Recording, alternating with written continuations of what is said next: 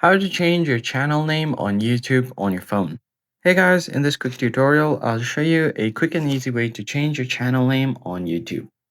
First thing you're going to have to do is head over to YouTube application and make sure you're logged into the channel where you want to change your name. Once that you've logged in, tap on the U section at the bottom right corner of your screen. And once you get to your channel, tap on the profile icon or the view channel option.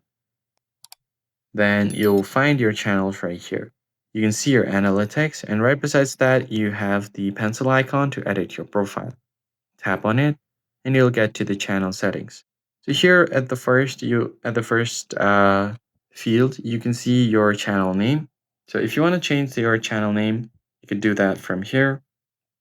So let me just quickly change the name like this. Tap on save. As you can see, the name has successfully changed. You could also change your handle. So if someone searched for this particular handle, your channel will show up. And if you want to change the handle, tap on save, but you cannot change your handle within 14 days. This becomes your channel URL. It can be changed twice every 14 days. Make sure you have that criteria and then tap on save.